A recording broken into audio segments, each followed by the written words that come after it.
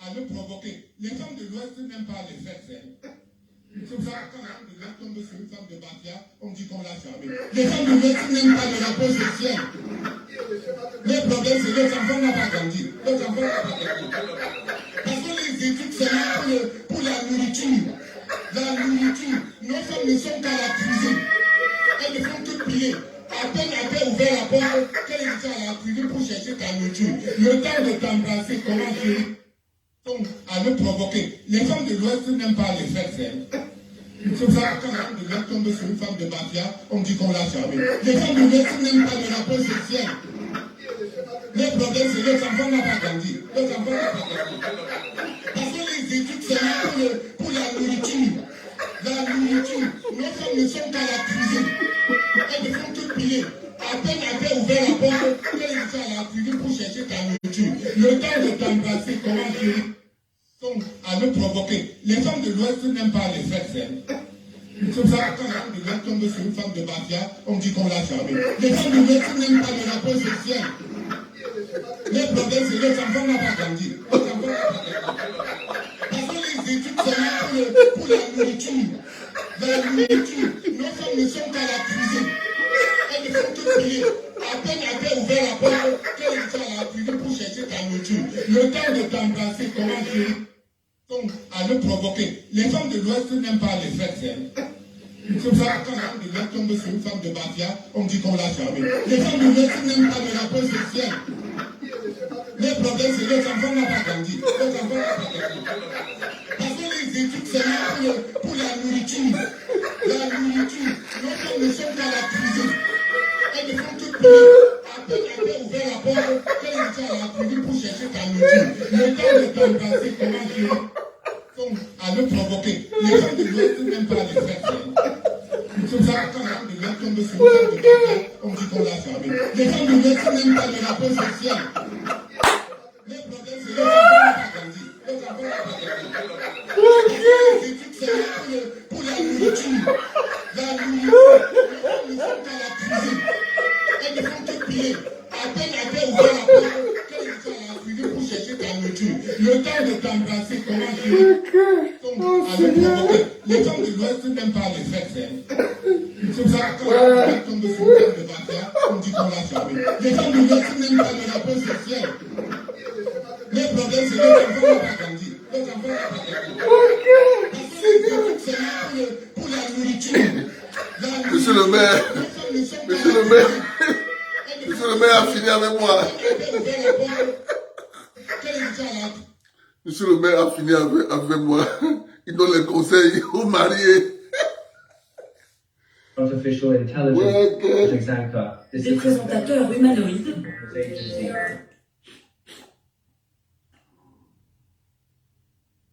Ouais. Ah, Seigneur.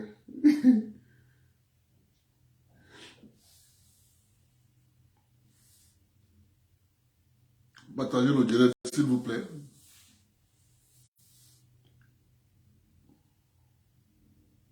Pierre de Jong, auteur. Partagez le direct.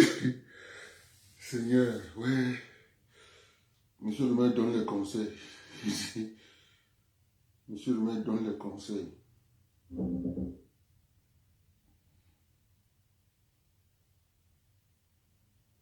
Vous êtes conscient qu'après cette signature, votre d'artiste va prendre une nouvelle tournure. J'en suis conscient Qu'en pensez-vous? que ma vie va changer. Mais, quand ça les tienne, beaucoup des enfants, surtout les petites filles, vont vouloir chercher ma dernière peine. Et comme je suis quelqu'un qui est préventif, je me conduis à chercher que mes femmes me posent. Les femmes de mort.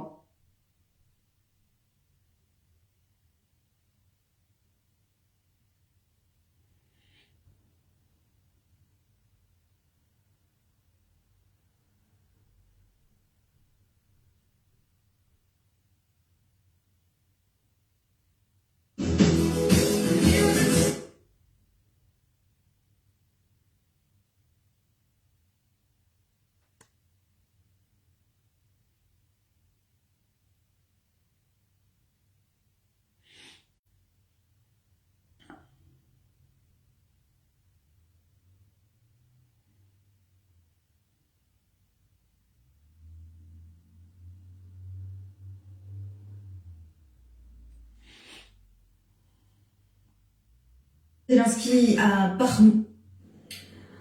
Bonsoir mes précieux.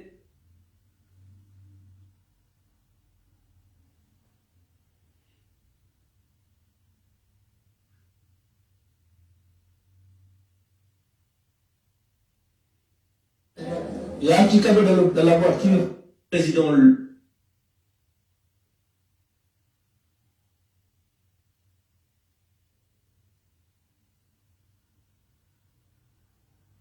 Le marketing chez Fa. Viens, vous parler de professeur indien.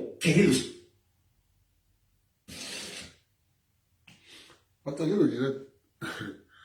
Ouais.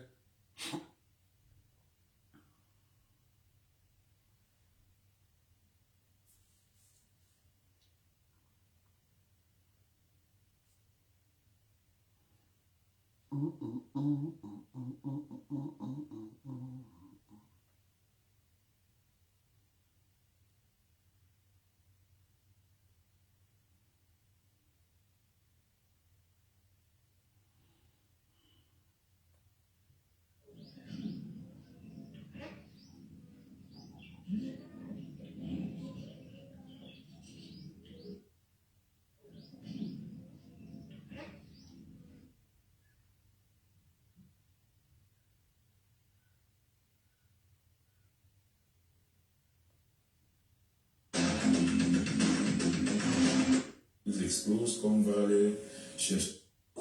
Par exemple, comme pour le Cameroun, on fait des efforts pour réussir, mais aussi longtemps qu'on va se découdre de l'histoire vraie de notre pays. Par exemple, le traitement de l'ancien président, par exemple, le traitement des héros de ce pays, on ne pourra jamais réussir, on traînera cette malchance. Mais le Cameroun, l'équipe des Lions Indomptables, depuis la Coupe du Monde, a des problèmes importantes, notamment depuis les années 1960, malgré les mutations de nom.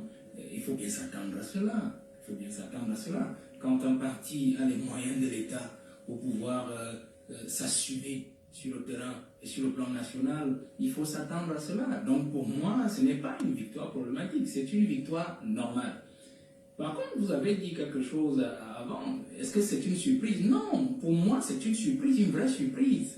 C'est une vraie surprise. Je vais vous dire pourquoi, parce que ça semble antinomique. C'est une surprise parce que le parti au pouvoir semble n'avoir pas voulu concéder une fois encore quelque chose à ses alliés habituels. Ses alliés majeurs habituels, notamment dans les 70, c'est généralement le SDF et c'est généralement l'UNDP. Par exemple, en 2018, vous savez, en 2018, ils ont une technique chez eux, peut-être le maire peut-être va davantage s'appuyer et nous expliquer comment ça se passe.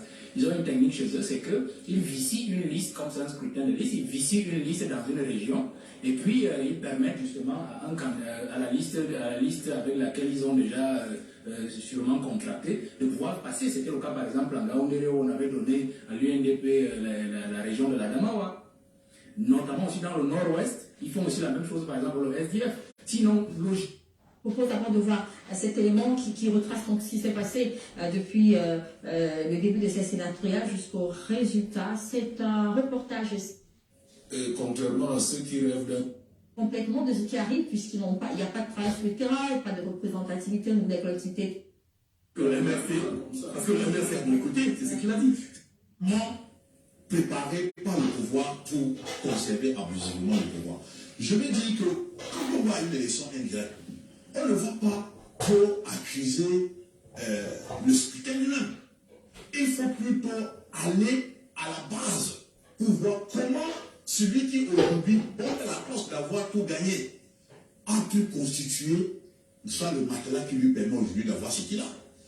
Les élections municipales, les élections législatives. Je l'ai dit, je m'attendais à ce que quand mes contradicteurs prennent la parole, qu'ils nous démontrent que l'instrumentalisation des institutions républicaines au profit du maintien au pouvoir du système RDPC n'est pas une réalité.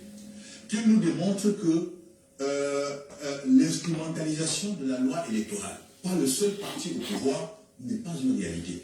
Qu'il n'y a pas dans ce code-là des dispositions qui permettent au pouvoir de gagner par tricherie. De nous démontrer que le chef de l'État n'agit pas plus en chef de parti dans ce pays au profit de son parti. Personne ne peut, quelle que soit votre intelligence, quelle que soit votre puissance, personne ne peut avoir le dessus sur la puissance publique. C'est impossible. Que vous soyez en groupe ou vous soyez seul, en dehors de la puissance de Dieu qui est au-dessus, qui est suprême, c'est la puissance publique exercée par les chefs de l'État. Donc ne venez pas dire ici que l'écrasement de l'opposition au Cameroun par les institutions publiques est le résultat de la faiblesse de cette opposition-là. C'est pas possible. C'est malhonnête de le dire. Si vous voulez le dire, convenez quand même que le RDPC consente, qu'on s'assied ensemble pour accepter les éléments basiques de la loi électorale. Nous avons commencé ici par le football. Le Cameroun joue contre la Namibie, mais on dit à la Namibie, assois-toi et prépare les règles qui vont s'imposer aux deux équipes une fois entrées sur le terrain. Qui au Cameroun pourra accepter cela? Mais malheureusement, ces équipes ne sont pas dans la compétition politique au Cameroun. Donc la façon dont on élit les conseillers municipaux, la façon dont on élit les députés, présage ce qu'on pourra avoir au Sénat. Parce que le reste, depuis 2013, ce n'est pas la volonté du RDPC que l'opposition a pu siéger. En 2013, on a concédé 14 sénateurs au SIR en lui donnant la Damawa et en venant arracher l'Ouest entre les mains de l'UDC qui était quasiment vainqueur pour donner au SIR. Peut-être que ce qui justifie aujourd'hui que le vote du SIR à l'Ouest soit systématiquement au profit du RDPC, à commencer par le 6 décembre où ils ont laissé la liste de l'UDC pour voter la liste du RDPC aux élections régionales dans la BFI. Aujourd'hui, ils ont répété aux élections sénatoriales. Vous avez dit tout à l'heure, Albertine, qu'il y a le problème interne au sein du SIR. Mais attendez, lorsque un électeur est dans l'isoloir, il a trois options. Soit vous votez le parti qui vous convainc, que vous supportez. Soit vous votez bulletin nul. Vous abstenez. Soit vous votez pour votre propre parti. Mais quand votre propre parti n'est pas en compétition, vous avez le choix entre le bulletin nul et le vote de celui qui, en compétition, est supposé être votre partenaire de combat.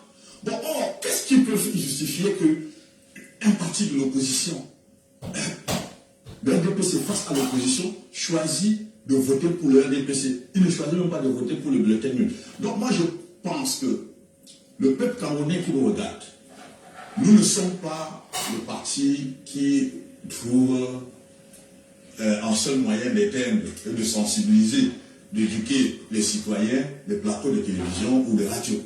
Nous le faisons aussi bien sur les plateaux, mais beaucoup plus sur le terrain. Le fait de former les gens à comprendre qu'on ne prend pas l'argent pour voter contre son parti, nous on a vraiment se lever à bas, on a dépassé cela. Et ceux qui tiennent ce discours à travers les plateaux de télé peuvent nous justifier à travers les résultats électoraux ou alors la mobilisation. L'indicateur, la mobilisation sur le terrain qui est l'indicateur de ce que le message passe dans la jeunesse. Répondez-vous à cela, monsieur le maire, et à quoi sert un Sénat aujourd'hui à fort. Alors, nous travaillons pour nous-mêmes et pour le président Kabila. Chacun travaille aussi pour nous-mêmes sur le terrain. Vous parlez tout à l'heure de ces postes qui pourraient revenir éventuellement à l'opposition à l'issue de ce que nous avons vu, peut-être un remaniement qui pourrait venir équilibrer les choses. Mais avant d'en arriver là, est-ce qu'on peut s'attendre aujourd'hui, ou c'est une obligation aujourd'hui, se présente comme une obligation pour le chef de l'État, de penser au parti de l'opposition dans les 30 qu'il devra nommer dans les 10 jours qui lui sont consacrés par la loi? Donc, permettez-moi de donner mon dernier mot sur ce débat très intéressant et houleux. Moi, je voudrais préciser trois choses. Vous savez, madame, vous nous avez invité, je crois, il y a une semaine avec le professeur Millet ici. Moi, je suis avec le professeur Millet dans une logique d'opposition unie et d'alternance. D'alternance au pouvoir, c'est-à-dire de transition. Et on a réussi déjà à réunir pratiquement une trentaine de leaders de partis d'opposition dans cette affaire. On a juste sursis à cette affaire-là parce qu'il y avait l'affaire Mathilde où qui battait son plein et ainsi de suite. Donc on va recommencer, on va doucement. Donc, on n'a pas besoin de faire du bruit, vous comprenez? Parce que nous, on est dans cette logique où nous pensons en fait que l'opposition doit toujours cesser de penser que l'adversaire doit lui concéder des parts politiques, parce qu'en fait, il y a une charité en politique, il n'y a aucune charité en politique. Autant l'adversaire développe une stratégie de son vis-à-vis, et afin de pouvoir s'ingérer ou s'intégrer dans la machine du pouvoir. C'est ça le plus important, madame. Donc, vous ne pouvez pas jeter la pierre à des gens qui travaillent au quotidien pour se maintenir. Jetez à vous la pierre, parce que si vous n'arrivez pas à descendre, à déconstruire la stratégie, ça veut dire qu'en fait, il faut plutôt interroger notre propre stratégie à nous dans l'opposition, ça veut dire que ça ne donne pas. Est-ce que si vous êtes commerçant et que vous voyez que quelqu'un vend du tissu, vous venez aussi vendre du tissu, vous n'allez pas dire à l'autre de vendre à bas prix parce que vous voulez d'élever les prix chez lui, parce que vous voulez mieux vendre, parce que vous voulez vendre à bas prix. Vous allez plutôt multiplier d'autres stratégies, peut-être au marketing, dans la façon d'aborder la clientèle, ainsi de suite. Pour moi et dans notre petit parti, je pense, ce qui est grandissant, c'est que nous pensons en fait que la faute ne sera jamais à notre adversaire, parce que l'adversaire se bat toujours pour rester là où il est. La faute sera toujours à nous parce que nous n'arrivons pas à trouver la faille dans la stratégie de l'adversaire. Sur la question que vous avez posée, le gouvernement, pour moi je pense que le président avait dessiné déjà la donne. Le discours de 2018, de la prestation de serment, je m'amuse toujours à le dire, le président a été clair dans ce discours. Il ne dit pas toujours les choses comme les gens l'attendent. Mais il faut parfois attendre une ou 2 années, relire et relire pour comprendre. Le président a dit au revoir au peuple camerounais en 2018, dans ce posé. Il pose un bureau pour se garantir en fait que toutes les stratégies politiques qu'il va adopter, pour soit l'alternance, soit pour sa succession, soit pour quoi que ce soit, que ces stratégies-là ne connaissent pas de réticences. Parce qu'en fait, le Sénat est en fait la chambre la plus importante de notre Parlement quand il s'agit de la vacance de pouvoir ou alors de la succession à la tête de l'État. Ça, c'est d'abord. Le deux, c'est que la logique aujourd'hui voudrait, j'ai entendu parler du SDF tout à l'heure, et l'aîné le maire disait qu'ils ne le font jamais. Non, moi j'étais sur le terrain en 2018. Et j'avais bien suivi les élections dans la Damawa. Une liste, le dossier d'un candidat a été vicié. C'est des techniques. C'est des techniques, on sait qu'on va vous donner la Damawa, mais on ne peut pas dire que nous, partis au pouvoir, on n'aura pas de liste à proposer. On propose une liste, mais on s'arrange quand même à vicier un dossier dans la liste et on sait pertinemment qu'elle sera rejetée. Oui, on sait qu'elle sera rejetée et vous serez tranquillement les seuls concurrents. On a vu cela dans la Damawa. On a vu même cela dans même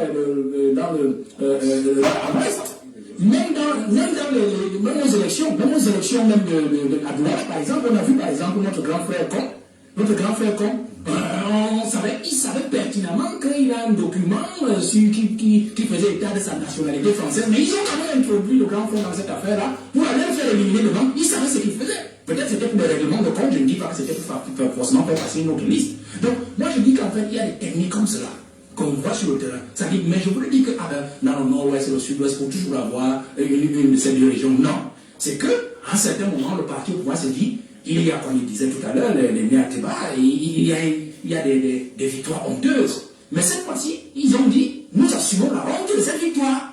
Parce qu'en fait, les enjeux que nous avons devant nous ne nous permettent pas de faire encore les concessions que nous faisions hier. Un parti qui se respecte devrait accepter ce qui pourrait apparaître comme de la charité du chef de l'État, d'être élu au Sénat, on va dire ça comme ça, d'être désigné. Pourquoi vous voyez ça comme charité? Moi, je ne suis pas de cette opposition qui pense que soit c'est rouge, soit c'est blanc. Moi, je ne suis pas de ça.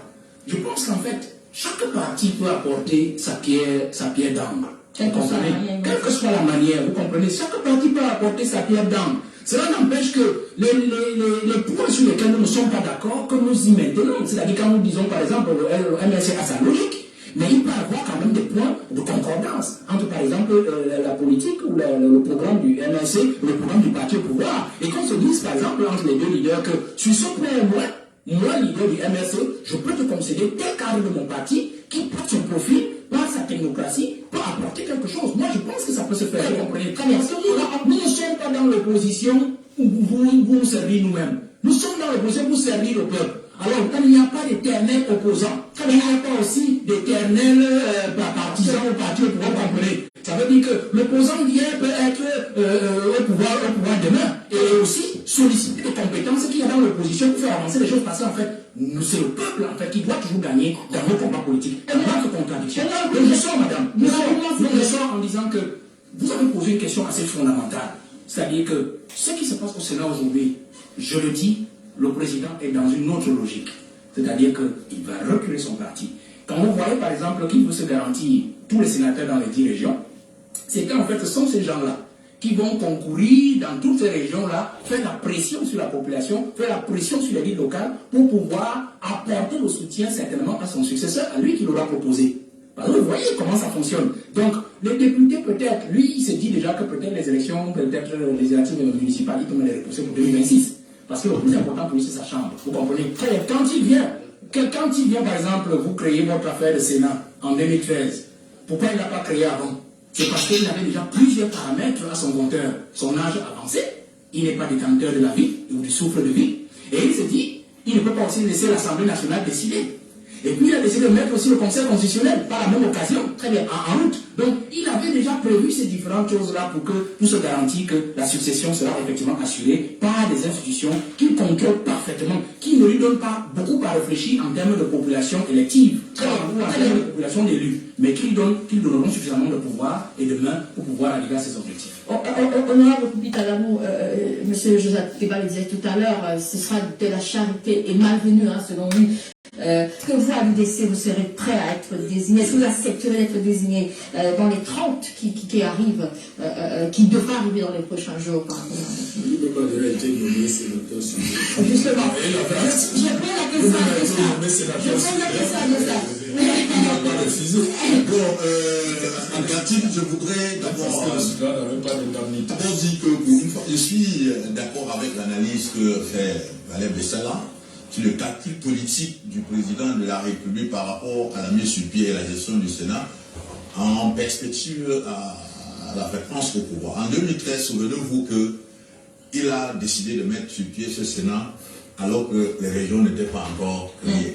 Parce que dans sa tête, il se disait que peut-être il n'allait pas terminer le mandat.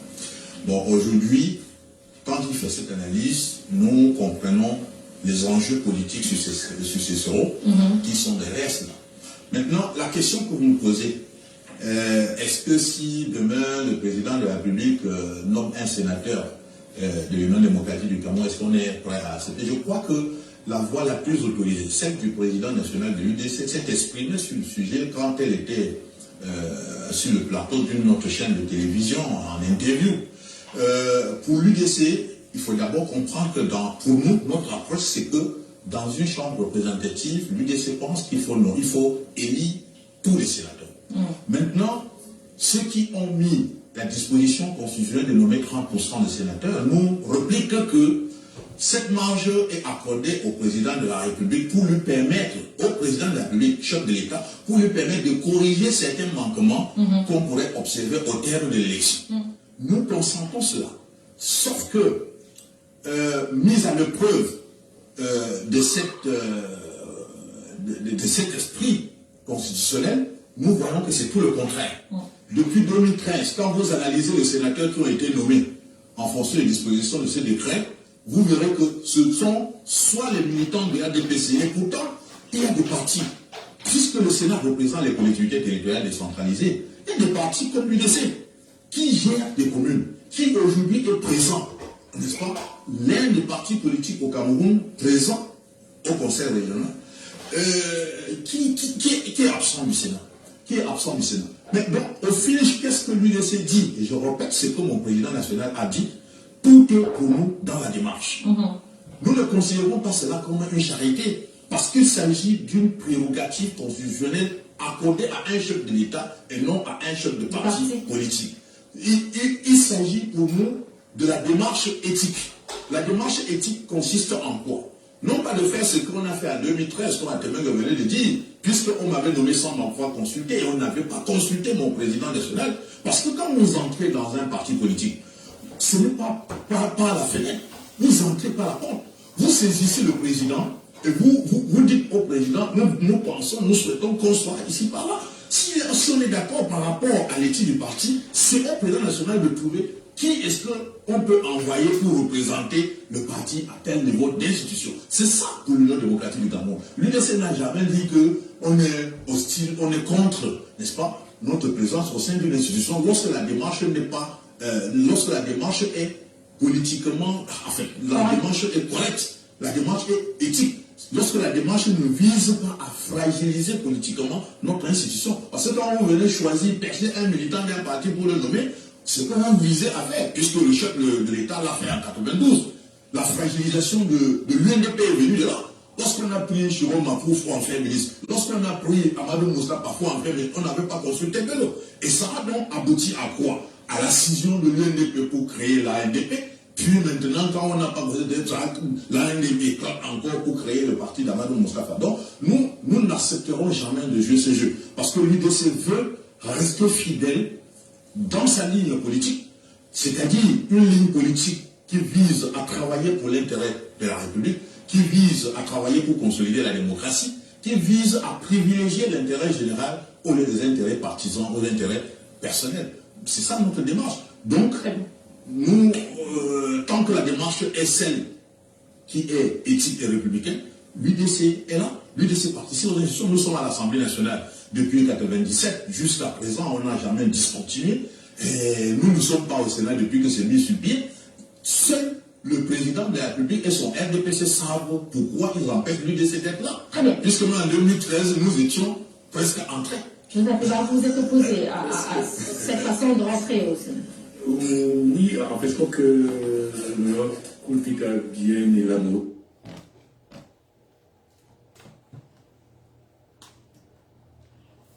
Ouais, la politique.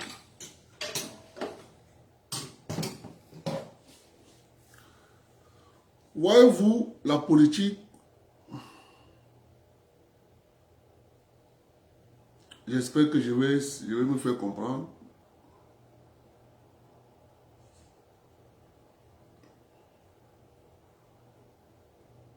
La politique, c'est de l'escroquerie.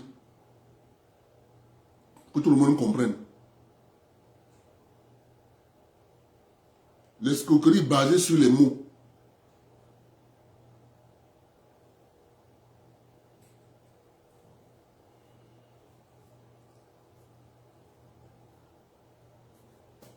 Un parti politique est majoritaire dans un département. Mais il n'a pas de conseillers régionaux. Il n'a pas. Le PCRM est majoritaire dans l'Union éclairée. Ils ne votent pas eux-mêmes le PCRM.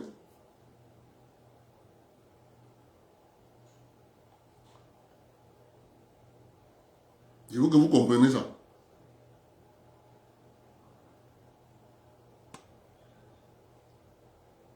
Si vous avez compris ça, ça veut dire que ce sont les intérêts qui priment. C'est pas pour résoudre les problèmes du petit peuple. Ça veut dire qu'au niveau du PCRM, ils ont d'autres intérêts qu'il faut préserver. Et ces intérêts vont faire en sorte que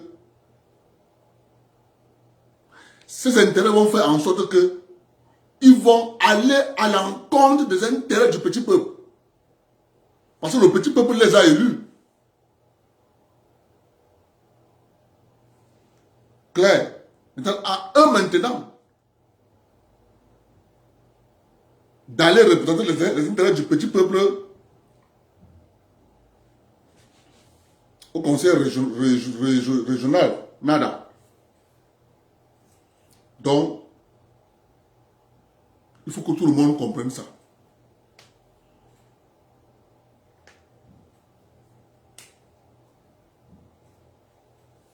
Je vais aussi vous passer Françoise Mbango.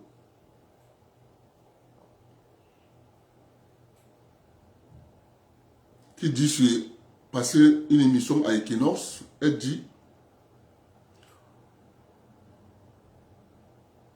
lorsque j'ai eu ma médaille aux Jeux Olympiques, on m'a promis une villa, on m'a promis une voiture, on m'a promis une enveloppe. La voiture qu'on m'a promis,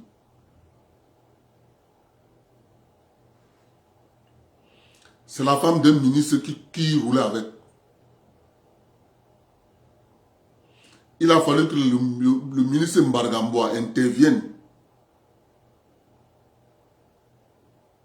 pour que ce ministre récupère la voiture entre les mains de sa femme et de remettre à Françoise Mbango.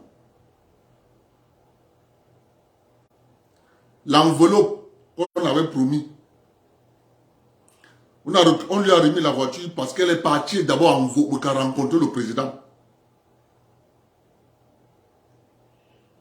C'est là-bas que le président a appelé le ministre Mbargamboa de regarder le problème, de lui rendre compte.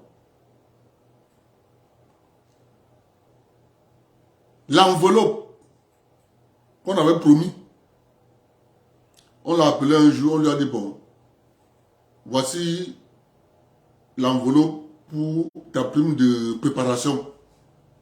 Parce qu'il y a une prime pour se préparer pour aller aux Jeux Olympiques et une prime de participation. Sauf qu'on l'a appelé, on lui dit, bon, voici l'enveloppe pour ta prime de préparation. Donc on vient donner l'enveloppe de la prime de préparation après les Jeux Olympiques. Pour la villa, on l'a appelé un jour. On dit que bon, vraiment, pour la villa, on ne peut pas te donner la villa. On va te chercher une maison dans un camp sec. C'est comme ça qu'on lui a donné une maison dans un camp sec. Je vous prends Shalom Bango pour vous démontrer ce pourquoi je parle toujours des fonctionnaires. Le fonctionnariat, c'est une bonne chose. Mais le fonctionnariat, quand le fonctionnariat devient toxique, ça devient dangereux pour un pays. Lorsque le fonctionnariat devient toxique dans un pays, ça devient dangereux pour un pays.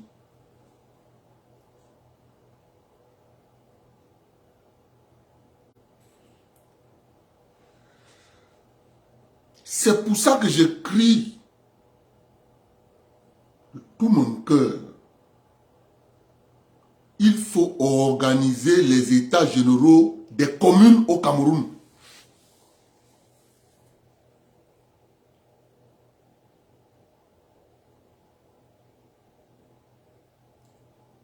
Parce que si on continue tel qu'on est en train de faire, le Cameroun ira en guerre civile. Les gens ne doivent pas dire qu'ils n'étaient pas au courant. Parce que c'est ce qu'ils viendront dire, qu'ils ne connaissaient pas. Si on continue tel que vous voyez là, ça va aboutir à une guerre civile.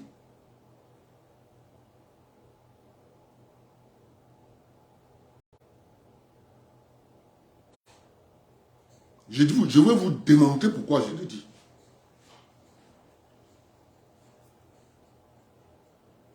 Vous prenez la région du centre.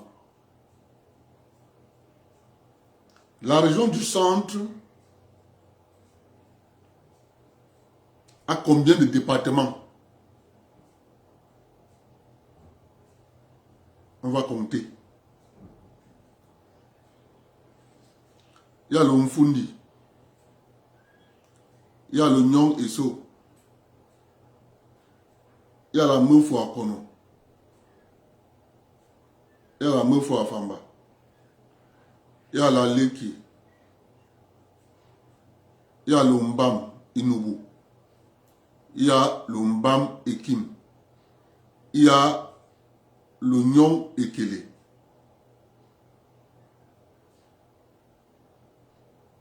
Il y a la Haute Sanaga.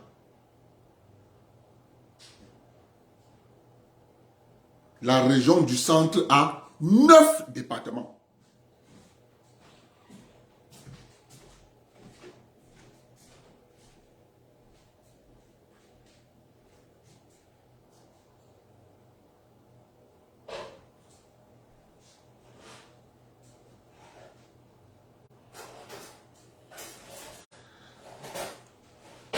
évaluer la distance entre les départements.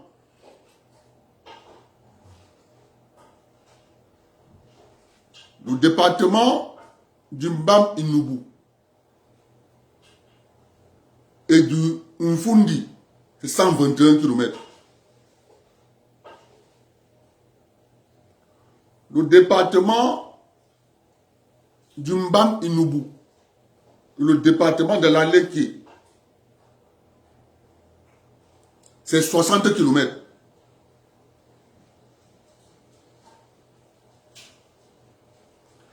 Alain Dubos, non, Alain Dubos, ce qui se passe dans la zone anglophone, ce n'est pas une guerre civile, c'est la sécession. Ne confond pas. Une guerre civile, je te prends un exemple pour que tu comprennes. Ce qui s'est passé au Congo, Pascal Lissouba, Black, les Cobras contre les ninjas.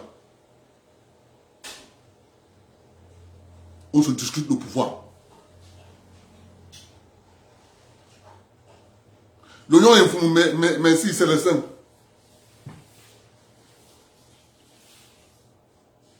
C'est l'oignon est fou.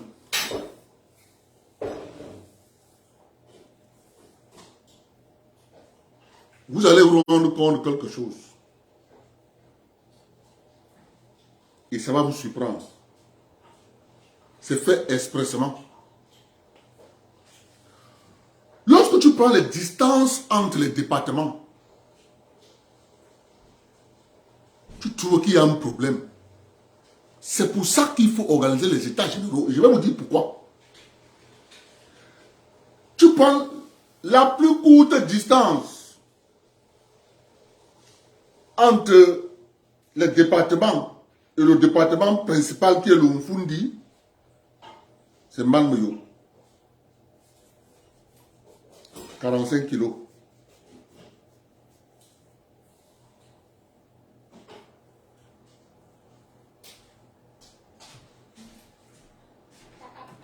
Je prends la région du littoral.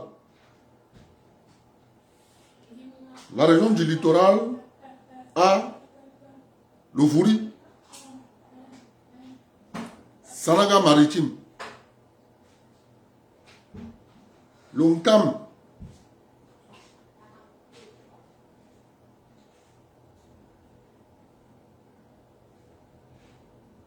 Lumungo. Si j'oublie, vous me rappelez.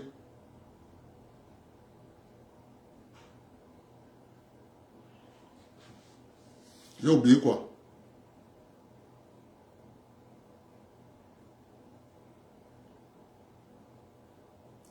C'est le Saint-20. J'ai oublié quelque chose. Je reprends.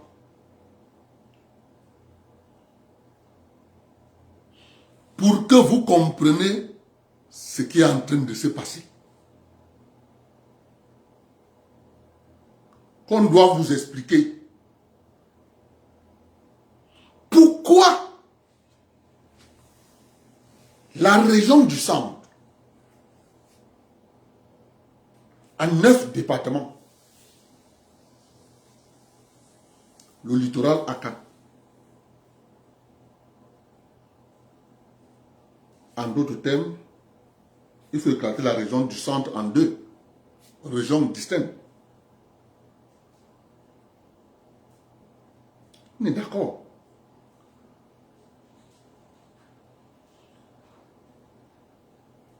Maintenant, tu prends la région de l'Ouest. Comptons les départements en fonction de la superficie.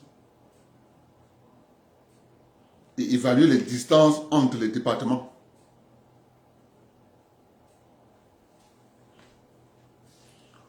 L'Onoun, la Mifi, les Bamboutos, la Menois, l'Oundé, les hauts plateaux, le Kunki,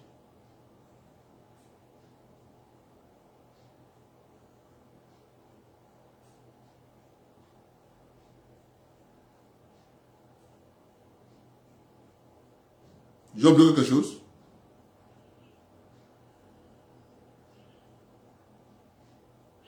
Oui, il y a 10 départements dans le centre. Parce que l'autre veut vraiment rappeler qu'il y a l'Union Infumo. C'est 10 départements. Et que j'ai oublié qu'un département dans l'ouest. Est-ce que j'ai oublié? Ils sont à 6 départements. À 7.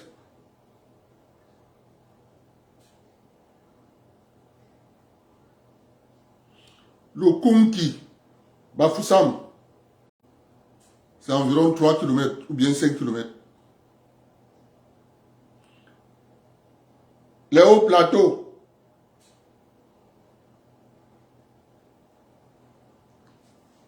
j'ai oublié quel département, Ngom, je me suis arrêté à 7. Je sais qu'il y a les hauts plateaux, c'est le dernier département que j'ai cité. Quel est le département que je n'ai pas cité?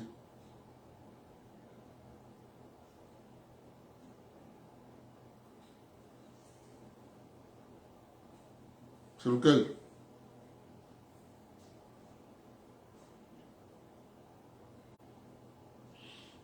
J'ai mis mes documents là dedans. J'ai cité le Hongkong. Bon, pour ne pas aller loin, laissez-moi prendre le document. J'ai le document.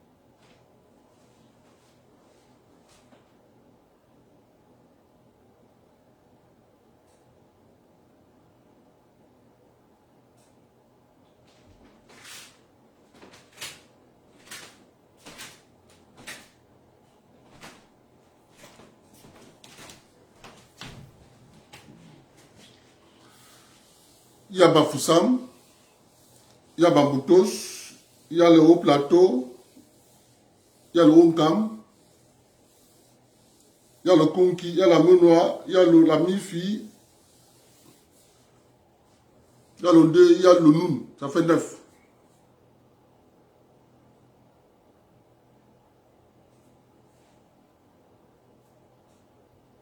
Vous remarquez quoi? Vous remarquez que c'est 9 départements.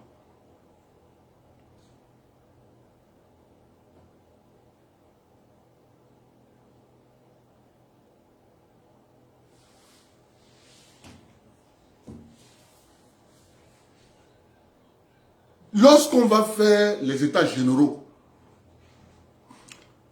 on va dire ce que chaque commune apporte à la République. Mes chers frères, si les gens comprennent ce qui se passe, moi je vois les jeunes qui sont là sur Facebook, ils disent tous avec enthousiasme, vraiment de Dieu, il faut se lancer dans les affaires, vraiment de Dieu. Il faut faire ceci, il faut faire cela, il faut être entrepreneur, il faut créer. C'est bien. Oui, c'est bien. Lancer dans quelle affaire? Je vous dis une chose. Lorsque vous êtes dans une zone où la masse monétaire qui circule dans cette zone se rétrécit, c'est-à-dire ça fond comme neige au soleil. Je vous dis ce qui se passe dans la réalité. Lorsque vous voyez l'État du Cameroun dit avec les autres pays de la CEMA, nous allons introduire les nouvelles coupures de billets.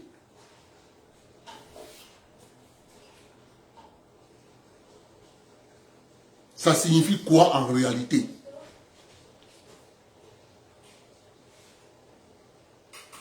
Ça signifie que la masse monétaire qui circule dans la zone a tellement déjà rétréci que les faux billets se retrouvent à 40% dans la circulation de cette zone pour reprendre la main du contrôle de cette masse monétaire. Ils décident d'introduire de nouvelles coupures dans la zone. Vous allez voir. L'introduction des nouvelles coupures,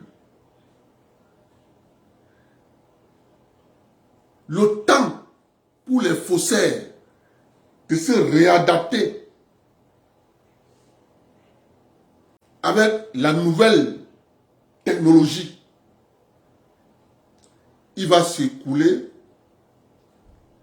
environ 3, 4, 5 ans.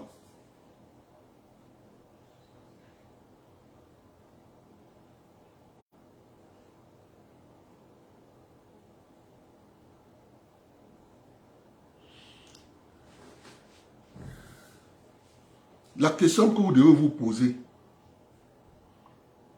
lorsque une multinationale veut transférer son gain gagné au Cameroun, il va prendre le franc CFA.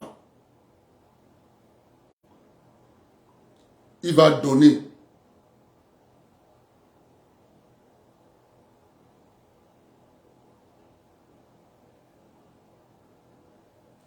à la banque centrale. Je veux que vous compreniez le mécanisme. D'après vous, la Banque centrale va mettre ces coupures de billets où? Lorsque la Banque centrale va prendre le franc CFA et donner à la multinationale les devises en euros. Bon, les billets que la Banque centrale a pris là, elle met ça où?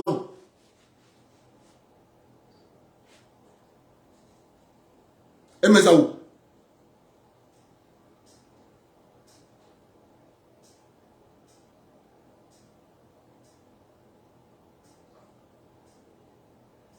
Elle met ça où, la Banque centrale?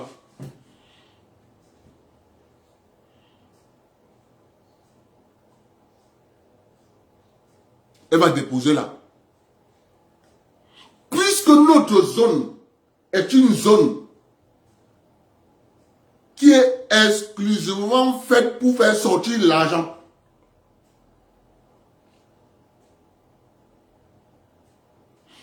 Comment donc elle remet en circulation? Loé, je suis avec toi. Elle remet en circulation comment? Parce qu'il y a un mécanisme. Et il faut savoir qu'il y a aussi un service d'échiquetage des biens à la Banque centrale. Il y a toute une direction. Direction de la destruction des biens. Il y a une direction là-bas. Son travail, c'est tous les matins, ils prennent les liasses de biens, les liasses, ils vont à la machine. On déchire. Brrr, brrr, brrr. Il faut que tu les fasses. Et Seigneur,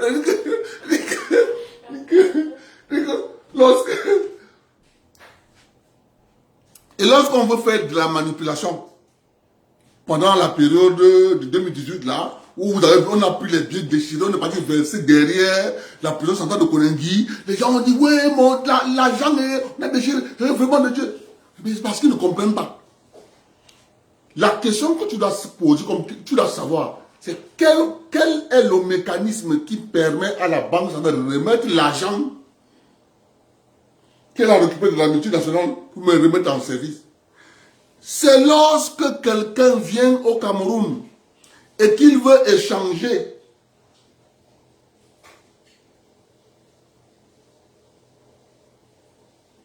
voilà, tu as compris. Lorsque quelqu'un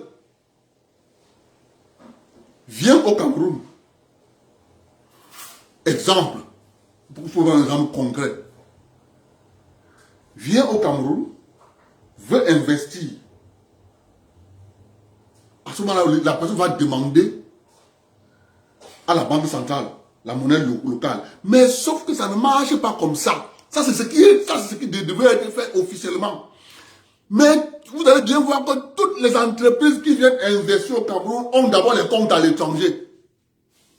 Quand on dit le Cameroun a eu un financement de la Banque mondiale pour financer, pour faire la route, il y a où des doigts là. L'argent ne vient pas au Cameroun. L'argent va dans le compte de la société en France ou aux États-Unis. L'argent ne vient pas au Cameroun. Il faut le savoir. Que toutes les multinationales dont le financement vient de l'extérieur, l'argent ne vient jamais au Cameroun. Jamais. Jamais. Parce que lorsque tu prends ces contrats, vous allez voir la plus grosse escroquerie qu'il y a dedans.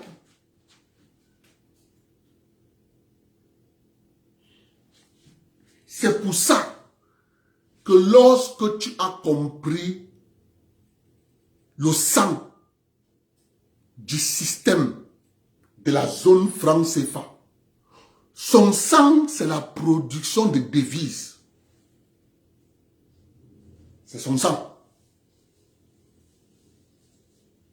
Donc, si tu veux faire les affaires dans cette zone, tu dois d'abord produire les devises. D'abord.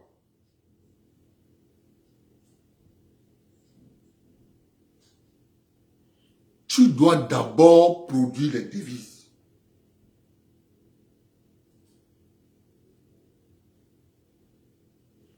condition sine qua non. Si tu refuses de produire les devises, c'est pour ça que l'État du Cameroun a créé ligne 74, 94, 57, 65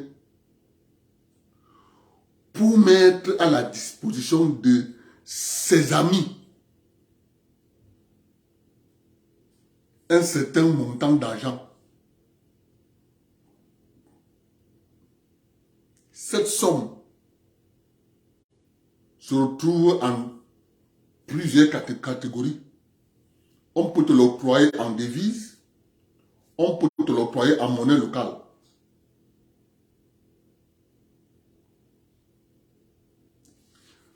Vous devez savoir pourquoi on déteste Amogo Belinga.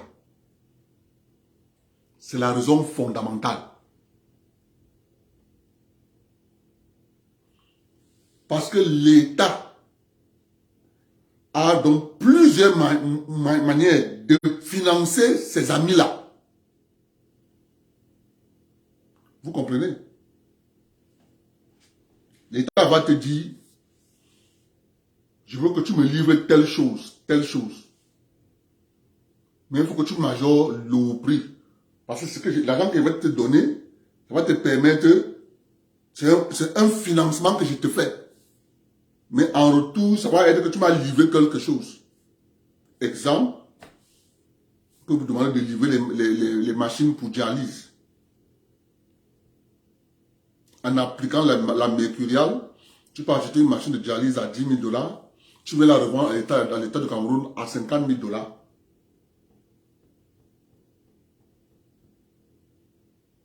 Vous comprenez? C'est un moyen de financement à ses amis.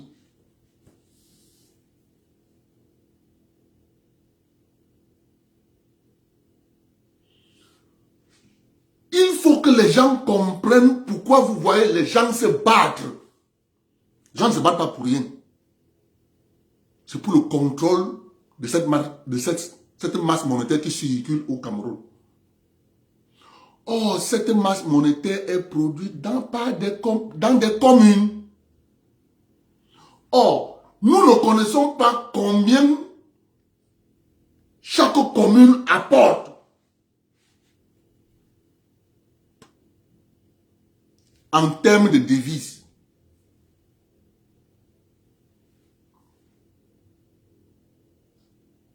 Nous devons savoir combien chaque commune apporte dans la cagnotte de la Constitution.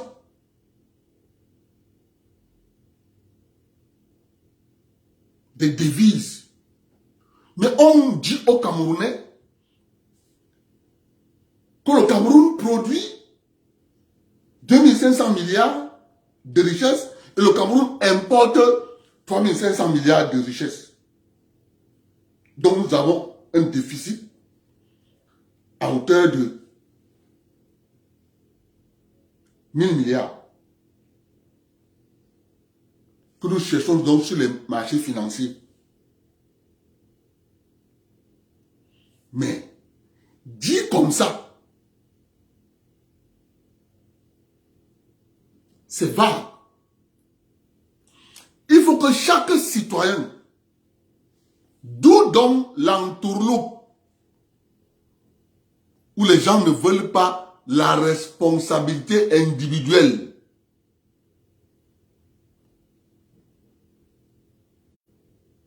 Parce que si tu sais ce que tu produis, tu peux dire que dans la péréquation de partage,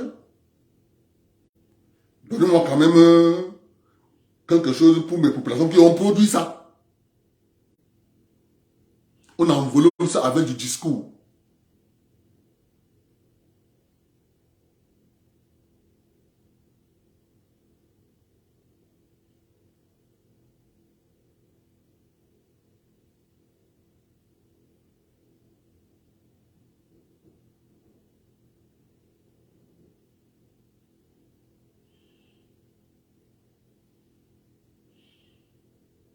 C'est de ça que je parle, mes frères. On vous distrait. Parce que du moment où tu connais que dans ma commune, j'apporte tel montant à la création des devises. Je vous dis, s'il n'y a pas de devises, s'il n'y a pas... Le billet qu'on utilise là, ça n'existe pas. Ça n'a pas de valeur. C'est du papier. Parce que pour que nous ayons ce papier, il y a une condition. Cette condition, c'est qu'il faut que nous ayons d'abord les devises. Les gens voient qu'on a donné, il y a en circulation les coupures de billets. Je vous dis, cette coupure de billets qu'on a introduit en circulation, il y a une contrepartie en devise qu'on a donnée à la France. Ça veut dire qu'on a donné à la France soit le dollar américain, soit le yuan chinois, soit l'euro, soit le rouble, soit la lire anglaise, soit le dollar canadien. Dans cette répartition, la péréquation, on va dire, le Gabon va donner tel montant, tel pourcentage. Le Congo va donner tel pourcentage. La RC va donner tel pourcentage. La Guinée-Équatoriale va donner tel pourcentage. Le Tchad va donner tel pourcentage. Le Cameroun va donner tel pourcentage. On remet ça à la France avant qu'elle nous envoie le papier qu'elle a envoyé là.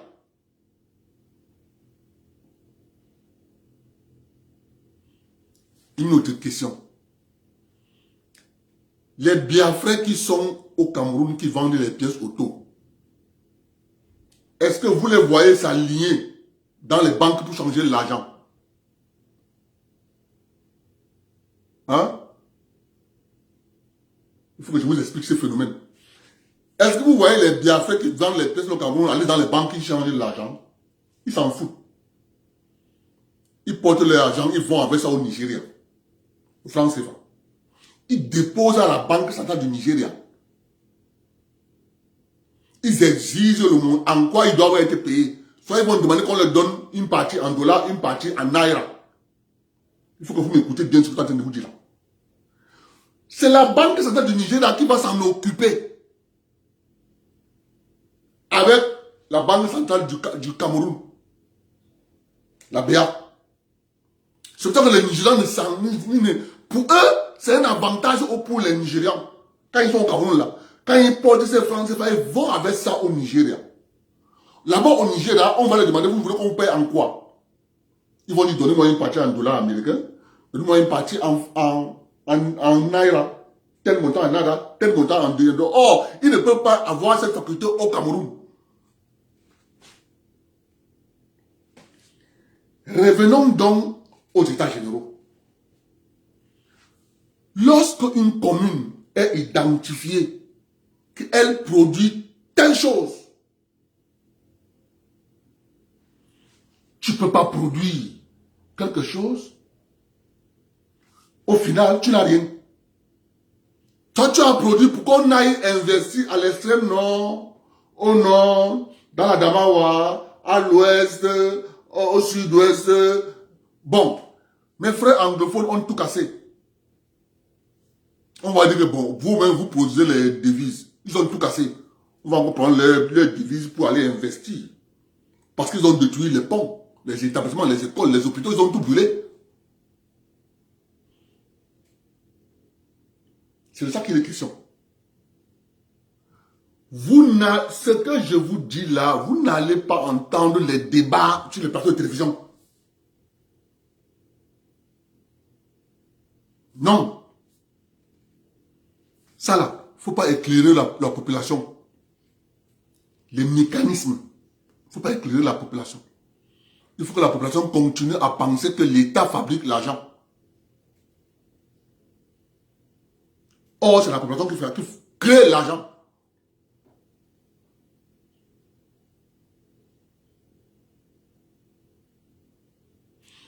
Lorsqu'on va dire que la commune de Bafia,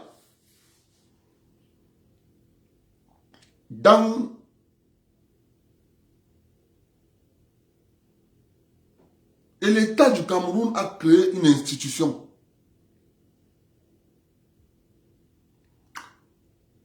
qu'on a, et je vais revenir sur ça la semaine prochaine, parce qu'il faut que je prenne le document le rapport final de cette institution. Cette institution avait identifié par commune ce que chaque commune produit. Cette institution s'appelle le PNDP.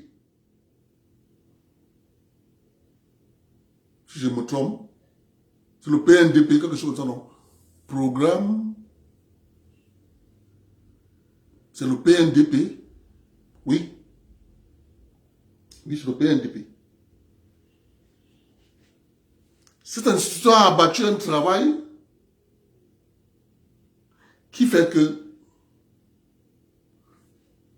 chaque maire de sa commune doit s'intéresser à ce rapport. Mais les maires s'en foutent. Ils courent dans ce qu'on appelle, je construis les maisons, je construis cité communale. C'est pas ça. Réclamez l'effort du travail de vos populations. Oui, c'est ça, mon frère. Programme national de développement participatif, le PNDP. C'est ça. Programme national de développement, c'est ça. Mon frère, ce document, j'ai ça ici dans mes disques durs, mon frère. Je vais retrouver le document. Je vais mettre ça dans le machine, vous allez voir. Ils ont abattu un travail, on connaît en termes de population dans chaque commune. Quelle est la culture phare de cette commune? Je dis bien par commune. Ils ont listé le nombre de villages, le nombre de quartiers dans chaque commune. C'est ce document que les maires doivent avoir. Mais, lorsque moi je cause avec les maires, je leur pose la question, est-ce que tu connais ce qu'on appelle le PNDP? Là, je ne connais pas. Hein. Ils ne connaissent pas. Il y a les maires là qui ne connaissent pas qu'il y a le PNDP qui a fait un travail. Ils ne connaissent pas. Lorsque tu connais ce que tu produis, tu peux revendiquer. Lorsque les gens disent que le président de la République a décidé d'octroyer aux communes 15%. Pourquoi le président de la République ne dit pas aux communes d'eux-mêmes de prélever à la source? Pourquoi la commune ne doit pas prélever à la source? Parce que si les communes demandent de prélever à la source, il y aura les communes qui n'auront rien. Parce qu'ils ne produisent rien. Oui, les amis. Il y a les communes qui ne produisent rien. En termes de devises.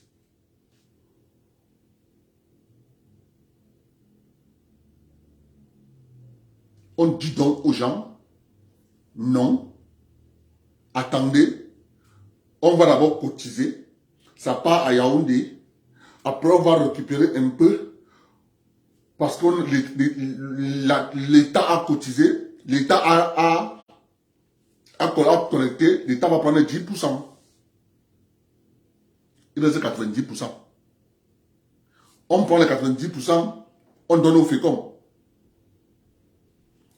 Le FECOM dit, bon, comme c'est moi qui gère l'argent ici, moi j'ai un personnel. Tu as travaillé quoi? Rien. Tu fais donc avec notre argent. Le FECOM leur dit,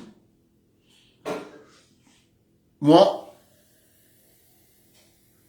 je prends 20% pour mes besoins personnels et payer mon personnel. Il reste 70%. C'est les 70% là que vous voyez, on fait du chantage aux maires de nos communes à Yaoundé. Mais c'est parce que les maires ne savent pas ce qu'eux ils apportent. savent pas. Où vous avez une commune, vous allez voir, telle région a 9 départements, telle région a 10, telle région a 5, telle région a 4, telle région a 3, telle région a 8, c'est comme ça. Parce que nous sommes toujours dans le système de néocolonisation. La néocolonisation met l'accent sur le fonctionnariat. Dans une néocolonie, on a besoin de beaucoup de fonctionnaires. On n'a pas besoin de beaucoup d'ingénieurs. On a besoin de beaucoup de fonctionnaires. D'où l'éducation mise sur pied pour le besoin et à la production des gens qui ont pour seule ambition faire un concours administratif. Allez à Yaoundé voir. On a créé même des écoles qui vont donner les cours de préparation au concours administratif.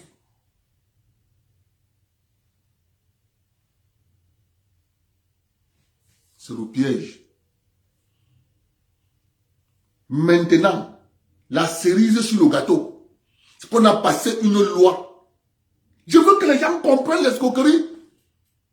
On a passé une loi. Cette loi-là dit,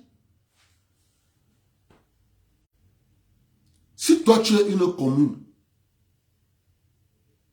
et que tu veux travailler pour tes populations, tu veux créer des emplois dans ta commune, tu peux créer tout genre d'entreprise, mais tu ne dois pas être actionnaire majoritaire.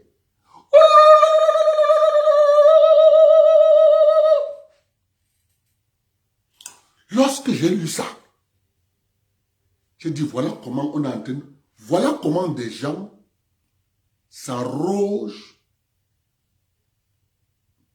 lorsqu'il s'agit du petit peuple qui a pour leader le maire. On dit au maire, si tu veux créer une entreprise, tu as droit à seulement 33% d'actions. C'est pour ça que je vous ai dit, on va privatiser tout ce qu'on a créé là au Cameroun. L'hôpital régional du sang, voilà, régional, dans le régional de Bertois, Bamenda, Ubolowo, tout ça sera privatisé dans 50 ans, vous allez voir. Et qui vont récupérer? Les gens qui ont volé l'État. Si on dit à une commune que tu ne peux pas créer une entreprise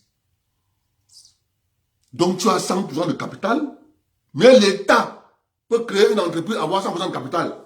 Quelle incongruité! Quelle incongruité que l'État peut créer une entreprise avoir 100% de capital, mais la commune ne peut pas créer. On interdit à la commune ce que l'État fait.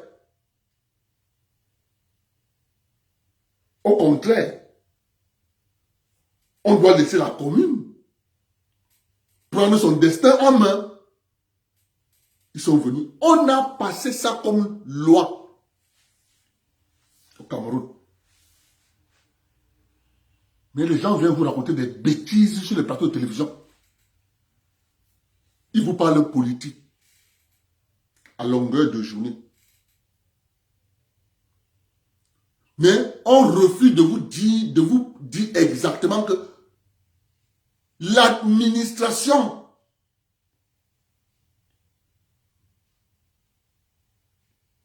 c'est pour empêcher, tu as compris, Ngom? Oh, je t'adore. C'est pour empêcher la commune d'avoir le contrôle sur les devises. Parce que le sang du système, c'est les devises. Mais si une mairie crée une entreprise et qu'elle a 100% de son capital, elle va avoir le contrôle des devises. Donc ceux qui sucent le sang en haut n'auront pas moyen de sucer le sang. Donc il faut empêcher la commune d'avoir 100% du capital de la société. Comme ça, eux continuent de sucer le sang des populations de la commune. Tu as compris? Tu as compris le jeu? Tu as compris le jeu? Lorsque j'ai lu ça, merde!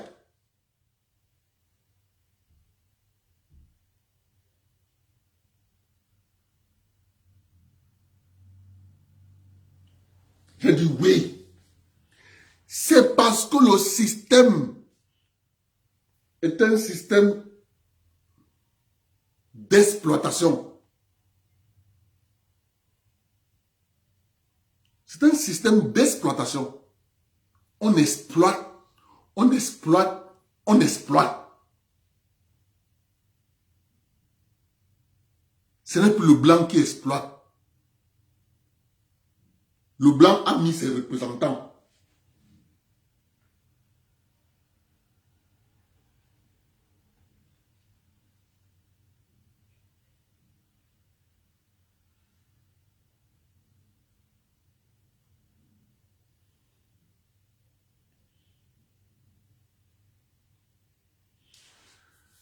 Si les gens comprennent la manipulation,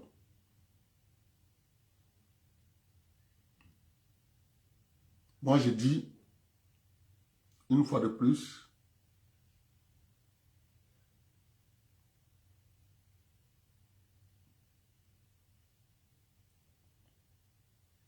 tout ce qui vous disent Paul Biya doit partir, posez toujours la question de savoir, tu nous proposes quoi? Paul Biya doit partir, c'est bien, mais tu nous proposes quoi? Il n'a rien à vous proposer. Paul Biya doit quitter, il s'assoit.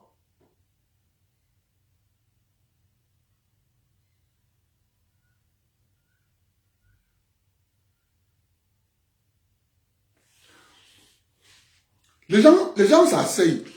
Retenez que la base, les ceci, tout ça c'est de la diversion. La base, le code, machin, c'est de la diversion. Le véritable problème, c'est de s'enquérir des textes et de voir comment on a construit l'exploitation via les textes. Et c'est ça que moi j'ai compris. Tu ne peux pas me voir sortir pour aller faire une marche.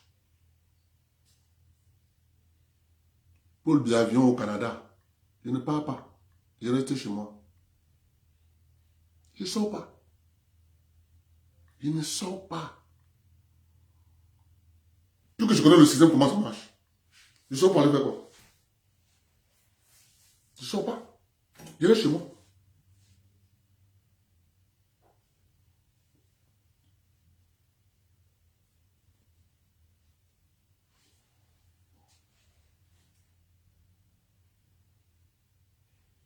Et c'est parce que les gens ne comprennent pas comment ça marche.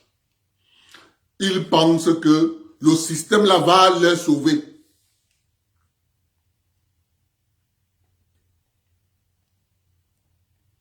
Si vous comprenez la raison pour laquelle on empêche les communes d'avoir des entreprises dont ils auront 100% de capital, vous avez compris la libération. Pourquoi? Vous avez compris? Une commune qui a une entreprise, mais comme les maires ne savent pas, un gars comme moi, je peux contourner la loi. Je peux bien contourner la loi. Parce qu'il y a un moyen de la contourner. Je peux vous dire comment on la contourne. Si tu veux contourner cette loi, toi le maire,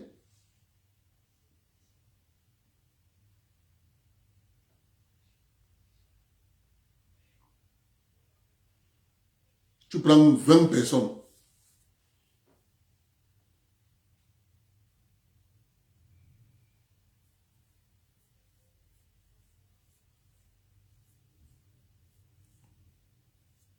C'est ce qu'on a fait à Douala. Fritz Ntonnet a fait ça à Douala. Parce qu'il faut que je parle de ça pour que vous compreniez. Il faut prendre ça avec un exemple clair. Tu as deux manières de contourner ça. Mais Fritz Ntonnet a utilisé la première façon de contourner, c'est prendre de l'argent. Créer une société qu'on a créée à Douala, qu'on a appelée l'ASMI. Société métropolitaine de Douala. Société métropolitaine industrielle de Douala. La SMID qu'on a créée à Douala. On a pris l'argent de la commune de Douala, de la ville de Douala, des milliards. Ils se sont partagés les actions. Ça que Mbassa Ndine, le maire lutte là depuis pour récupérer l'argent. Ils ont été sortent là-bas, ils ont été sortent là-bas, ils ont été sortent là. La deuxième manière de contourner ça, tu crées les coopératives.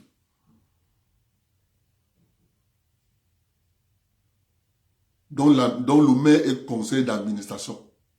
Président du conseil d'administration de toutes les coopératives.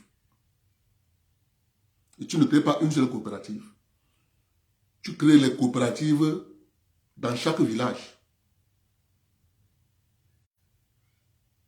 Écoutez-moi. Si les gens m'écoutent, d'ici 2030, on est libéré. Mais les gens ne peuvent pas comprendre. Ils ne peuvent pas comprendre. C'est ce qu'il dit à tout le monde de venir. Les gars là, il n'y a que la mort. Un gars s'assoit. Il détourne 1 milliard, ça lui, il n'a pas chaud, il n'a pas froid. Il détourne 1 milliard. On dit de créer une route. Et Bolo à Kribi en passant par Akom 2. Il n'a pas froid aux yeux. De dire au ministre des Travaux publics d'augmenter le prix du kilomètre de terrassement et d'augmenter le prix du kilomètre de bitumage. Il n'a pas froid aux yeux.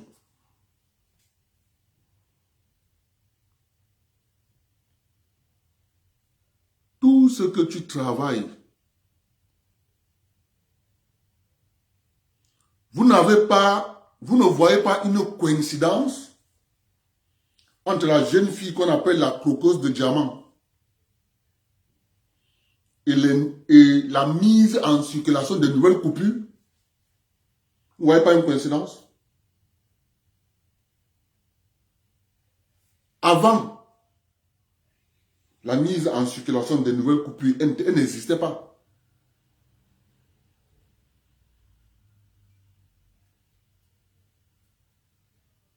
Elle est sortie comme le champion. Paf! Après qu'on a introduit les nouvelles coupures, qu'on est en train de retirer les anciennes coupures.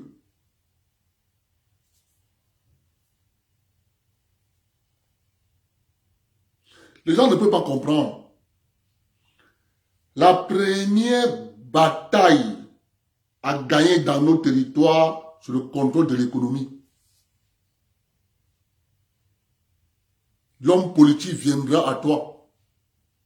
Il viendra te voir. Parce qu'il aura besoin de toi. Ça ne sera pas l'inverse. Mais on fait croire aux gens que je dois faire comme Sam Séverin Ango. Journaliste. Journaliste. Il faut reconnaître son titre. Journaliste émérite. Porte-parole d'Akere Mouna. Porte-parole de Maurice Kamto. Président du parti d'Abel Yinga. Et actuellement, militant du RDPC.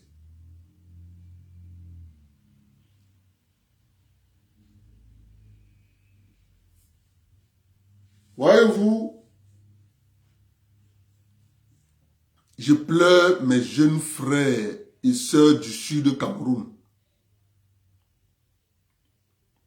Je les pleure beaucoup. Parce que ce que moi je vois là, ce que je vois, ils vont se rappeler de moi dans 15 ans. Tous mes jeunes frères du Sud,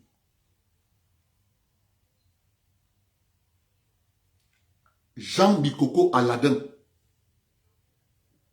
avait chanté une chanson. Vos élites vous trompent.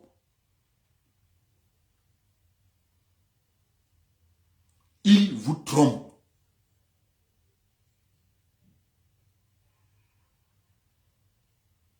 Pour savoir qu'ils vous trompent, regardez leur mariage.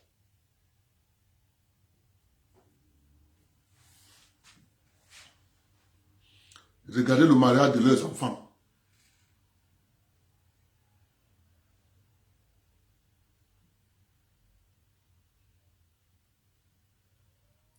Il est temps pour vous d'ouvrir les yeux.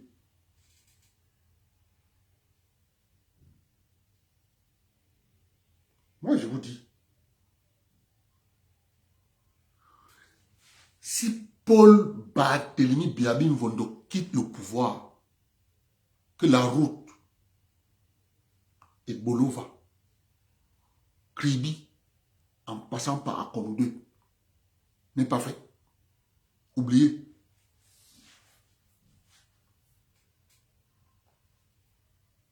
C'est moi qui vous parle.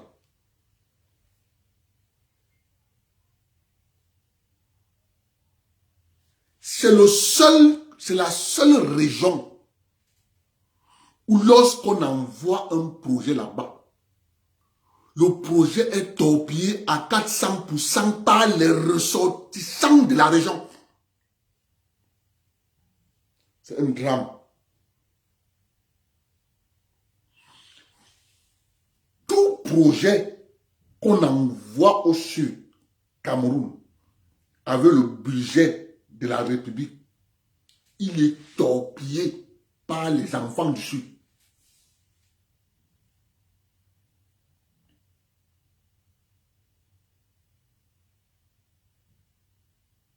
Je dis torpillé. Ça ne doit pas exister. Tout ce qu'on fait, ils sabotent. Regardez l'hôpital régional qu'on a envoyé au sud. Faites la comparaison de l'hôpital qu'on a construit au sud et Bafoussam.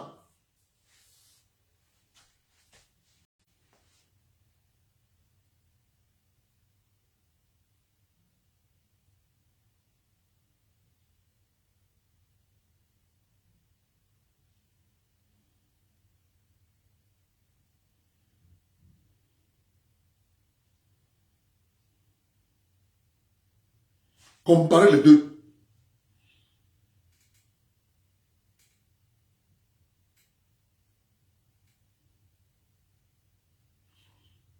Moi,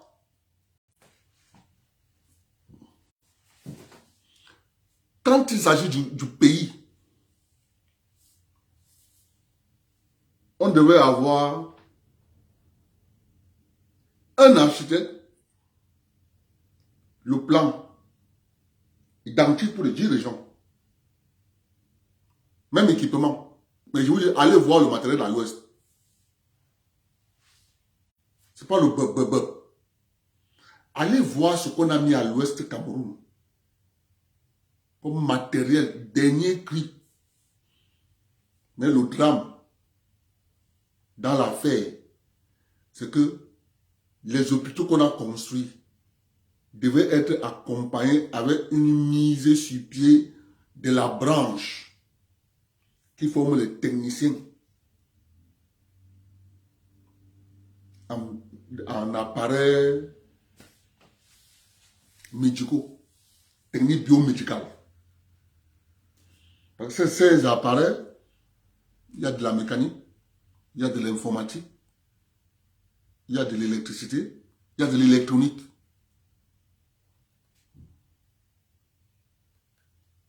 Je vais accompagner ça.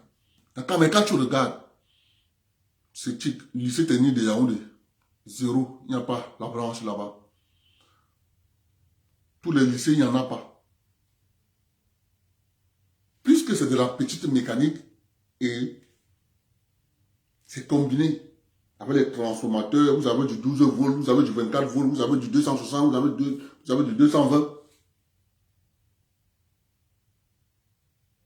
Mais il n'y a pas de maintenance, papa. Ça va être comme le machin d'exigence de Yaoundé là. La coopération avec les Coréens. Voilà, va voir les voitures que les Coréens ont données. C'est allié comme ça. On dit c'est en panne. On attend que les Coréens viennent.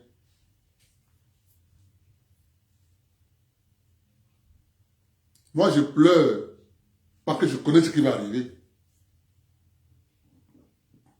Lorsque le président Ahidjo quittait le pouvoir, le Cameroun, je le répète tous les jours, 600 km de route bitumée. 600. En 82, 600. Dans les 600, Garoua avec 300. Le reste du Cameroun, 300.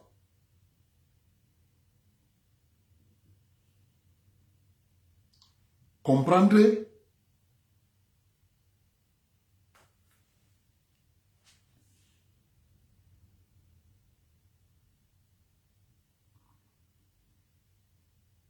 Prenez l'ensemble des départements du sud Cameroun. Comptez le nombre de routes bitumées.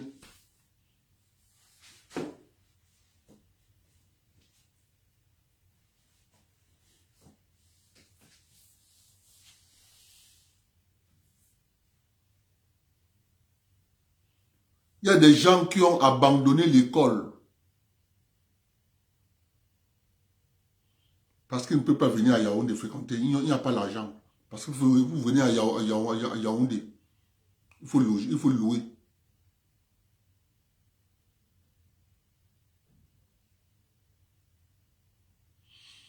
Mon frère, c'est la région camerounaise où les ministres organisent plus les messes.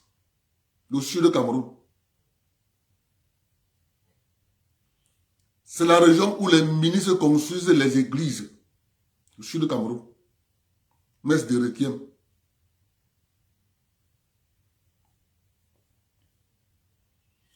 On oublie l'essentiel qu'il faut léguer aux générations futures. Le sud Cameroun n'a pas polytechnique. Il faut qu'un petit garçon dont les parents ne sont pas riches doit quitter Ibolo, il vient à Yaoundé. Il doit louer. Ses parents n'ont pas la moyen de louer. Il est bloqué. Il ne peut plus continuer. Il ne peut pas faire ses recherches en ingénierie. Il n'y a pas de polytech. Il n'y a pas de polytech au sud. Ils n'ont pas besoin. Mais Faman Dongo est ministre depuis 10 ans. Il ne pense pas que je dois envoyer polytech là-bas. C'est très important pour les enfants, pour les années à venir. Le monde est en train de changer. Il n'y a pas polytech. Les Congolais, le Cameroun se sont mis ensemble. Ils disent que bon, ok, il faut qu'on construise une grande université au sud. Cameroun. Les Camerounais ont mangé l'argent. Allez voir ce que le père Faman Dongo a fait là-bas. Qu'on a appelé l'université d'État d'Ebolo. Allez regarder. Les Congolais ont devrait devenir inaugurés.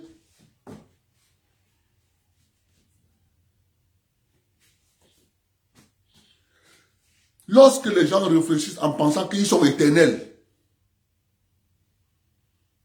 Non. Non.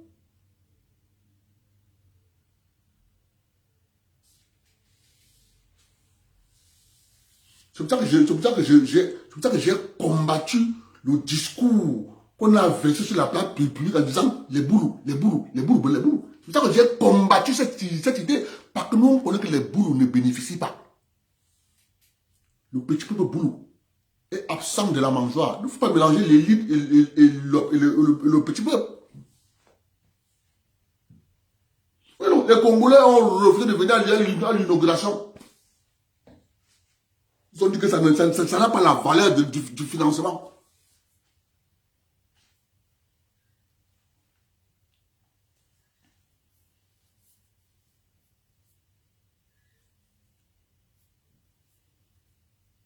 C'est la vérité. Mais une chose est sûre,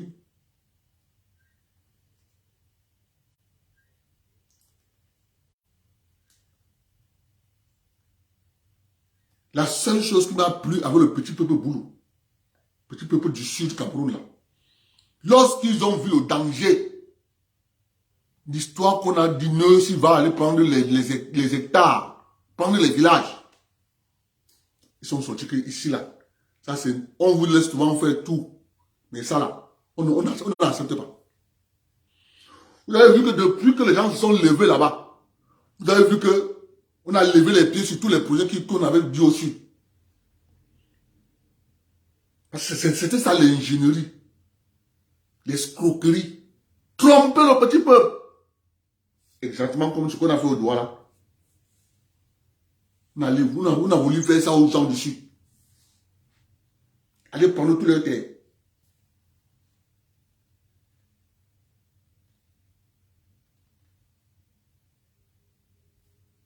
La seule chose qui reste au doigt là, les déidos, c'est de casser tout déido, construire les gratte-ciel.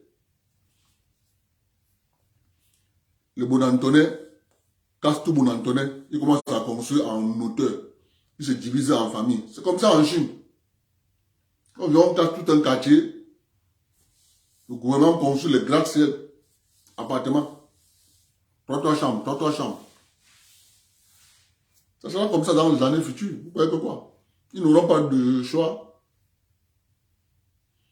Tout que chacun adore rester à Deido, dans son village. Il dit que c'est mon village, il doit aller où? Il n'y a plus de terrain, donc il faut aller en hauteur. Mes chers frères et sœurs, la manipulation fait que les gens oublient leur intérêt. D'autres personnes pensent que lorsque mon frère est ministre, je suis content. Ça me sert à quoi si mon frère est ministre? Ça ne me sert à rien. Il est ministre, c'est pour lui. Et sa femme, ses enfants. C'est tout. La communauté profite quoi du fait qu'il est ministre? C'est que le week-end va venir au village, il va appeler les gens, ils vont boire le vin. C'est ça? Non. On ne veut pas que vous compreniez le système. Mais nous, on a compris le système. Grâce à Facebook, nous pouvons vous expliquer le système. C'est pour ça que nous appelons de tous nos voeux l'organisation des états généraux des communes au Cameroun. Chaque commune doit savoir ce que cette commune apporte en termes de production de devises. Vous allez mieux revendiquer, mieux vous organiser. Mais si vous laissez l'entourneau continuer, comme c'est en train d'aller là, ça sera un no-go. On va nous le refaire à l'envers. Vous ne voyez pas ce qu'on est en train de faire? Macron est en train de faire. Il est en train de faire ce qu'on a fait dans les années 50. Hein. Aujourd'hui, on a décidé de choisir les Ndepso. C'est eux, les Briques Bassi, toute une liste de gens là, les efféminés là. Mais c'est de l'escroquerie. C'est parce que les gens ne connaissent pas le système. Si tu comprenais ce qu'il y a, Je vais vous faire un direct avec les statistiques de l'Institut national de la statistique sur la production des devises. J'ai le document de l'Institut national de la statistique. Je vais vous lire. Là-bas, le document, c'est par région. Ce que chaque région apporte en termes de production de produits qui donnent les devises. Vous allez pouvoir. Ça va faire dans votre tête. Ting! Ah bon? Lorsqu'on a produit ces devises, qui sont donc les bénéficiaires?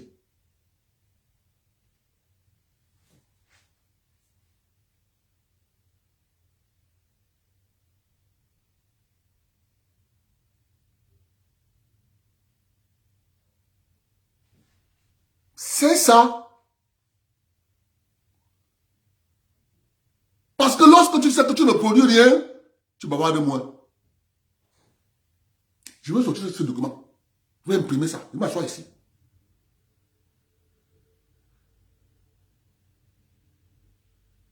Lorsqu'on a produit cette devise, les qui profitent. J'ai appris que Samuel Foyo est en train de construire l'hôtel à Yaoundé. Vous croyez que c'est son agent? Je vous ai dit que celui qui a remplacé Focho. Celui le nouveau Focho. Foyo encore. C'est ça la vérité. Non, on ne peut pas vous le dire. Vous voyez bien que les enfants de Kaji se sont calmés, non? Vous savez pourquoi? Vous savez pourquoi ils se sont calmés? Et je vais vous expliquer. Les enfants de Focho se sont rendus compte que, mais, on se fait la guerre, ils sont en train de prendre le show, ils sont en train de prendre le fait que notre père était le représentant, on donne à Samuel Foyou. C'est pour ça que j'interpelle ici les enfants de Moncam. Calmez-vous. Gérez vos différends à l'intérêt de votre famille. Sortez pas avec ça en public. Ne sortez pas avec ça en public. Vous sortez avec ça en public, on va vous faire exactement ce qu'on a fait aux enfants de Sopo. Les enfants de Sopo, avant de se taire, sont allés se cacher derrière Bolloré.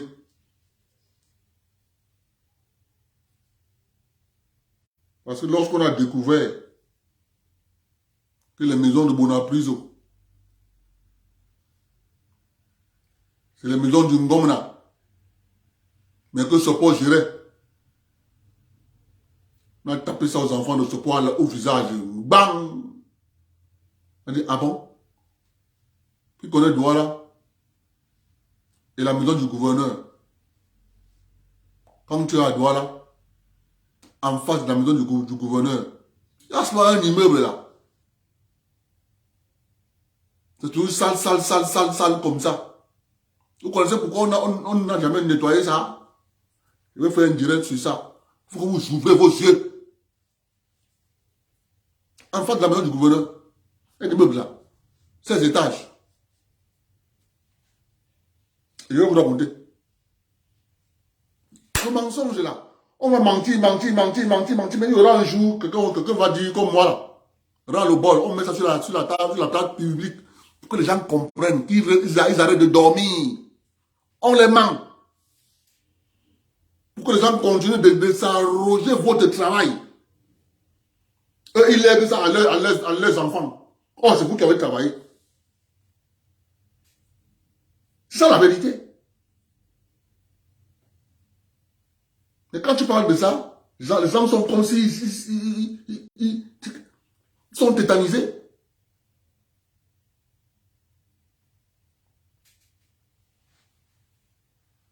Il faut que j'imprime le document là. Il y a des choses que je dois encore vous révéler encore sur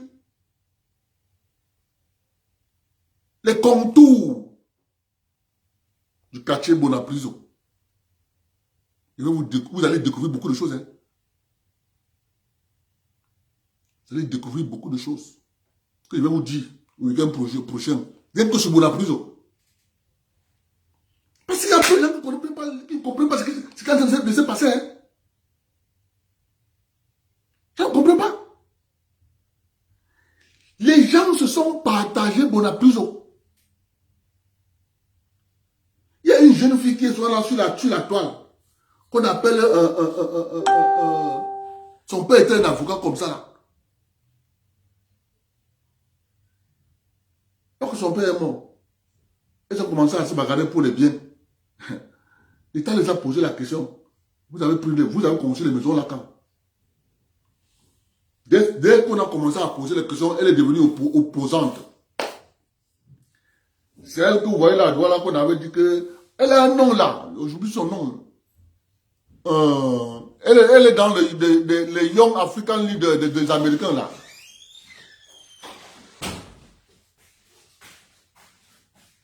Elle a un nom là. Elle est avocate comme ça là.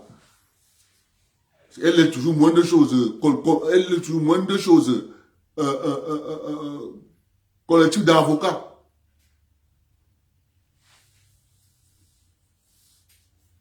Je donnais, elle a ce nom là, elle s'appelle qui là?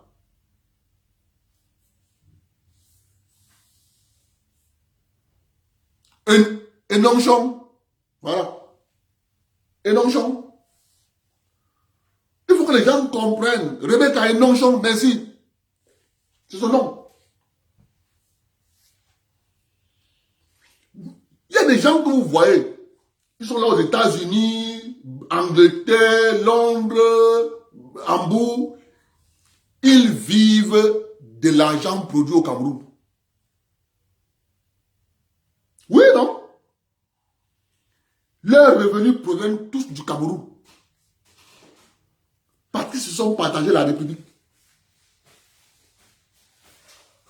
Et là qu'on commence à réclamer,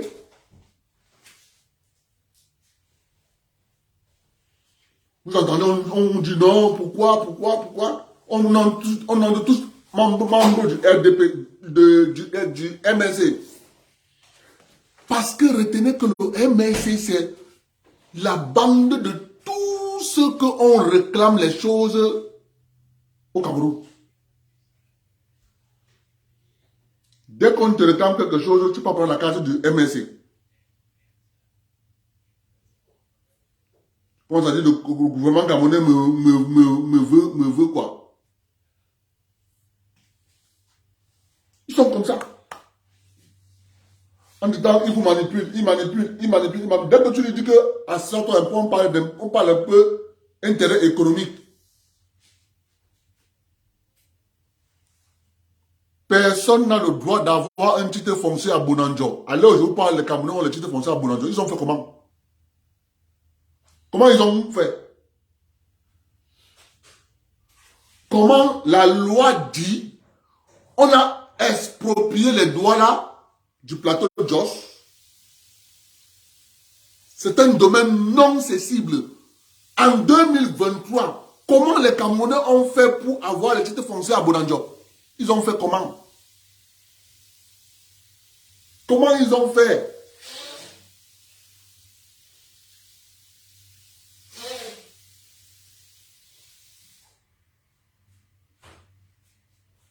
Ils ont fait comment?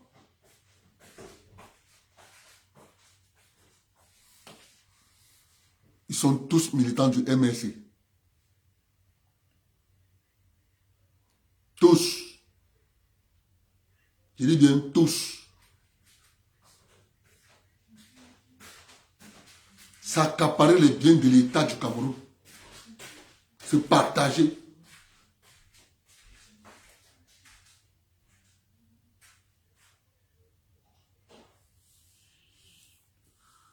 Mais oui, Ousmane Sonko du Nigeria, du Sénégal,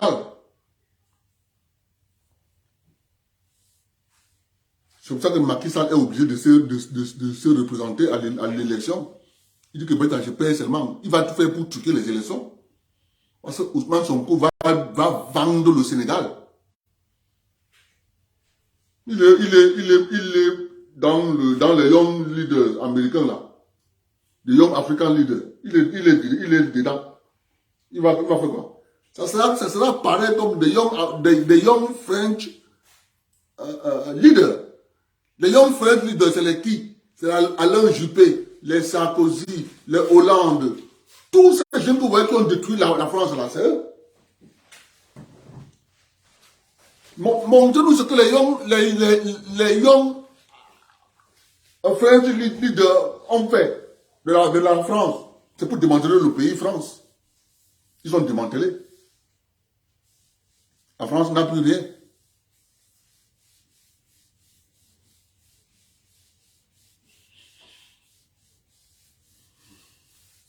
Bonne soirée, on se prend demain. On se prend samedi prochain.